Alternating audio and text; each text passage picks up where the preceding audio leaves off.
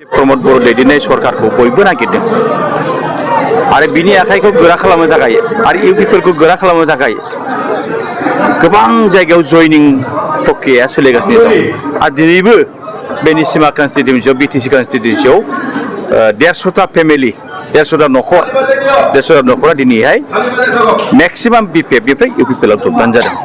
जगदान जानायनि खारना नैबेनो जे दिनैनि दिनावहाय जिहेतु बे बाइ इलेक्शनाव कुनु सरकार दानाय कुनु सरकार सिफायनायनि बे खोथा गैया। जास्ट निसिमा बा सिडलियाव सासे गार्जेन नांगौ, सासे एमएलए नांगौ, बे एमएलएखौसो थिसननो थाखाय दिनै बे इलेक्शन जानो थांगासिनो दं आरो बेयाव माने सरकार सिफायनाय दानायनि जेबो खोथा गैया। गतिके बेयाव माने गासिबो दिनैनि दिनावहाय बिपिएफब्लाबो कंग्रेसब्लाबो दिनैहाय कंग्रेसखौ गारनानै बिपिएफखौ गारनानै इउपिपिएलआव जगदान होनानै ट्रेक्टरनि सकियाव भट होबोनो थाखाय बिथांमोना दिनै जगदान जादों। सतेजपुराव फैदों बिथांमोना बिसोरो दिनैनि उनावहाय खनसे फैनायनि उनाव थांनायनि प्रश्न गैया। खारन खनसे फैब्लाथाय जोंनि सरकारनि जिथु अननाय, जोंनि सरकारनि जिथु मावनाय, बेफोर सिस्टेमा बिराद माने माहि गोनां। बेनिखायनो दिनैनि दिनावहाय फैबाथाय बे थांफिननायनि कुनु प्रश्नआ गैया।